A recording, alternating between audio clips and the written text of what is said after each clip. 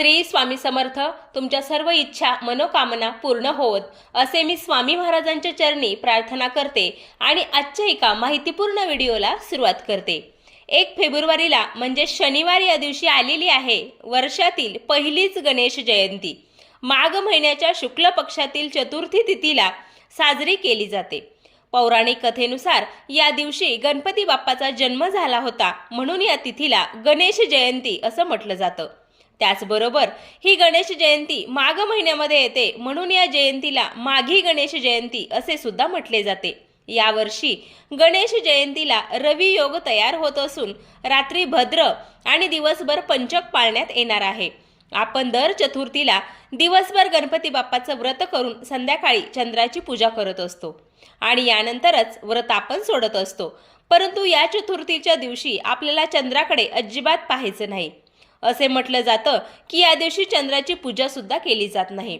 माघी गणेश जयंती हा एक विशेष दिवस आहे, कारण या दिवशी श्री गणेशाचे पूजन केल्याने विविध समस्या दूर होतात आणि तुमच्या जीवनामध्ये सकारात्मक बदल घडत असतात. माघ महिन्याच्या शुक्ल पक्षातील चतुर्थीला गणपती बाप्पाची पूजा केल्याने बरेच शारीरिक आणि मानसिक फायदे होत असतात. यामुळे आपल्याला दैनंदिन जीवनातील समस्यांचा सामना करण्याची ऊर्जा आणि शक्ती मिळत असते. तसेच गणपती बाप्पा हे विद्येचे आणि ज्ञानाचे देवता देखील मानले जातात. तसेच गणपती बाप्पा हे विघ्नहर्ता देखील आहेत. जो व्यक्ती गणपती बाप्पाची मनोभावी पूजा करतो त्यांच्यावरती गणपती बाप्पाचा आशीर्वाद हा कायम राहतो. गणपती बाप्पा हे सर्व देवतांमध्ये अतिशय हुशार देवता मानले जातात. यामुळे या चतुर्थीला व्रत करून प्रत्येक आई वडिलांनी मुलांसाठी जर व्रत केलं तर त्याचा जास्तीत जास्त फायदा मुलांना होऊ शकतो. या व्हिडिओमध्ये मी तुम्हाला एक अतिशय प्रभावी असा उपाय सांगणार आहे. तुम्ही या दिवशी उपवास नाही केला तरीही चालेल, पण प्रत्येक आईने मुलांसाठी गणपतीला अर्पण करा ही एक वस्तू. ही वस्तू अर्पण केल्याने मुलांचे दोष, संकटे, विघ्न, अडचणी नाहीशा होतील. मुलांची नोकरीमध्ये भरभरून प्रगती होईल. मुलांना प्रत्येक क्षेत्रामध्ये यश मिळेल. तर अशी कोणती वस्तू आहे, ती कोणत्या वेळेत अर्पण करायची आहे, याबद्दलची संपूर्ण आणि सखोल माहिती या व्हिडिओमध्ये मी आपल्यासोबत शेअर करणार आहे. तत्पूर्वी तुम्ही जर माझ्या चॅनलवर नवीन असाल तर चॅनलला सबस्क्राईब करा, व्हिडिओला लाईक करा आणि हा व्हिडिओ जास्तीत जास्त तुमच्या मित्रपरिवारामध्ये शेअर करा. आणि सखोल माहिती ऐकण्यासाठी हा व्हिडिओ स्किप न करता शेवटपर्यंत पाहत रहा. तर पहा, गणेश जयंतीच्या दिवशी आपल्याला सर्वांना व्रत करायचं आहे. अगदी लहान मुलांपासून मोठ्यांपर्यंत सर्वांनी या दिवशी व्रत अवश्य करावे. या व्रताचं जास्तीत जास्त फायदे आपल्याला होत असतात, कारण या दिवशी गणपती बाप्पाचा जन्म झालेला आहे. म्हणजेच या दिवशी गणपती बाप्पाचा वाढदिवस असतो. म्हणून या दिवशी पृथ्वीवर गणेश तत्व जे आहे ते गणेश तत्व जास्त प्रमाणामध्ये जागृत झालेले असते. या काळामध्ये तुम्ही जर काही पूजा आणि व्रत केले तर ते खूप प्रभावी म्हणजे ठरत असतात. तसेच आज या व्हिडिओमध्ये मी तुम्हाला एक अतिशय साधा, सोपा आणि आईने करायचा किंवा वडिलांनी करायचा असा एक उपाय सांगणार आहे. तो उपाय अगदी लहानातल्या लहान मुलांपासून ते मोठ्यातल्या मोठ्या मुलांपर्यंत तुम्ही हा उपाय करू शकता आणि हा उपाय अतिशय 100% खात्रीशीर आहे. न चुकता आपल्या मुलासाठी करायचा आहे. तर पहा, प्रत्येक आई वडिलांना आपल्या मुलाच्या उज्ज्वल भविष्याची काळजी असते. आपल्या मुलांनी खूप शिकावं, मुलांनी प्रत्येक क्षेत्रामध्ये यश मिळवावं, भरभरून प्रगती करावी. कोणतेही दुःख, संकटे, अडचणी मुलांवरती येऊ नये, मुलांनी हट्टीपणा करू नये, सांगितलेलं सर्व काही ऐकावं असं प्रत्येक आई वडिलांना वाटत असतं.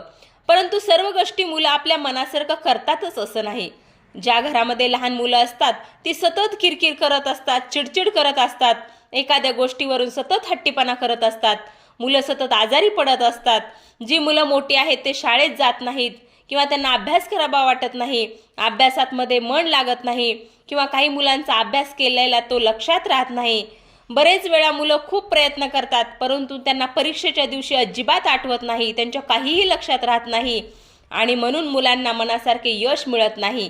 त्याचबरोबर जी मुलं भरपूर शिकलेली आहेत परंतु त्यांना मनासारखी नोकरी प्राप्त होत नसेल किंवा एखादा उद्योग व्यवसाय असेल तो चांगला चालत नसेल किंवा लग्नाच्या मुलामुलींचे विवाह योग जुळून येत नसेल, तर यासारख्या समस्या दूर होण्यासाठी फक्त तुम्हाला हा उपाय करायचा आहे.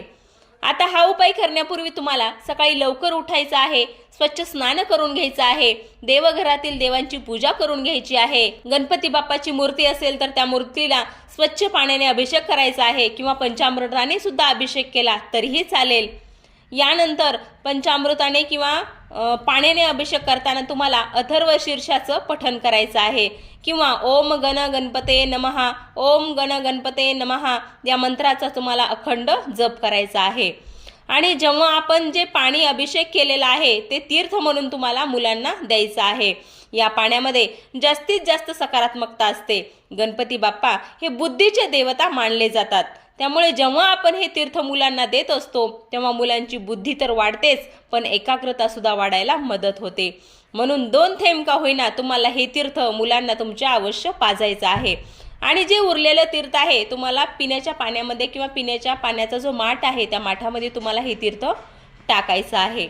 आणि जर पंचामृताने अभिषेक केला असेल तर तो पंचामृत तुम्हाला सर्वांना द्यायचा आहे। आणि जर उरलं पंचामृत तर तुम्हाला तुळशीच्या झाडाला सोडून इतर झाडांना सुद्धा हे पंचामृत तुम्ही देऊ शकता। यानंतर तुम्हाला गणपती बाप्पांना दुर्वा, फुले, जास्वंदाची फुले, त्याचबरोबर पांढरे तीळ, गुळ खोबऱ्याचा नैवेद्य, दुर्वा या सर्व काही अर्पण करायचे आहेत। आणि यानंतर तुम्हाला हा जो उपाय आहे तो करायचा आहे। तुम्ही हा उपाय सकाळपासून ते संध्याकाळपर्यंत जेव्हा केव्हा तुम्हाला वेळ भेटेल तेव्हा तुम्ही हा उपाय घरच्या घरी करू शकता। उपाय करण्याच्या अगोदर सर्वप्रथम देवघरामध्ये तुम्हाला दिवा लावून घ्यायचा आहे, धूप दीप अगरबत्ती लावून घ्यायची आहे। आणि ज्या मुलांसाठी तुम्ही हा उपाय करणार आहात त्या मुलांना तुम्हाला समोर बसवायचं आहे, म्हणजे आसनावरती बसवायचं आहे। आणि उपाय करण्यासाठी तुम्हाला 2 अखंड फुलांच्या लवंगा घ्यायच्या आहेत। या 2 लवंगा तुम्हाला तुमच्या मुलाच्या हातामध्ये द्यायच्या आहेत आणि तुम्हाला 3 वेळा गणपती अथर्व शीर्षाचं पठण करायचं आहे आणि शेवटी तुम्हाला फलश्रुती म्हणायची आहे। तुम्ही 3 वेळा अथर्व शीर्षाचं पठण करायचं आहे आणि शेवटी एकदाच तुम्हाला फलश्रुती म्हणायची आहे। यानंतर ओम गण गणपते नमः, ओम गण गणपते नमः या मंत्राचा 108 वेळेस तुम्हाला जप करायचा आहे। आणि ह्या 2 लवंगा तुमच्या मुलांच्या हातून गणपती बाप्पाला अर्पण करायच्या आहेत। दोन्ही हात जोडून तुम्हाला गणपती बाप्पाला प्रार्थना करायची आहे। तुमच्या मुलांना ज्या काही अडचणी आहेत त्या दूर होण्यासाठी, मुलांना ज्या काही इच्छा आहेत त्या पूर्ण होण्यासाठी, मुलांवरचे सर्व संकट दूर होण्यासाठी मनोभावी तुम्हाला प्रार्थना करायची आहे। यानंतर 2-3 तासानंतर या लवंगा गणपती बाप्पा समोरून उचलून तुम्हाला तुमच्या मुलांना खायला द्यायचे आहेत। जर तुमची मुलं मोठं असतील तर तुम्ही त्यांच्याकडून सुद्धा ही सेवा करून घेऊ शकता, म्हणजे मुलांकडून सुद्धा अथर्व शीर्षाचं पठण तुम्ही करून घेऊ शकता। पण जर तुमची मुलं लहान असतील, ही सेवा करू शकत नसतील तर तुम्ही आई वडील किंवा आजी आजोबा कोणीही हा उपाय करू शकतो।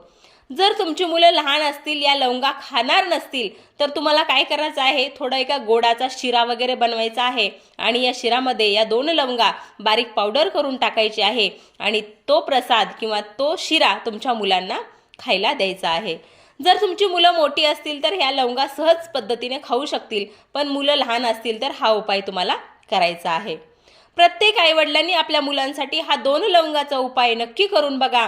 हा उपाय अतिशय प्रभावशाली आहे आणि याचं 100% फळ तुम्हाला नक्कीच मिळेल। तुमच्या मुलांमध्ये सकारात्मक बदल तुम्हाला दिसतील आणि बदल घडून येतील। जर तुमच्या घरामध्ये सुतक असेल तर तुम्ही हा उपाय करायचा नाही। जर मासिक धर्म असेल तर ती व्यक्ती सोडून इतर कोणीही हा उपाय करू शकतो।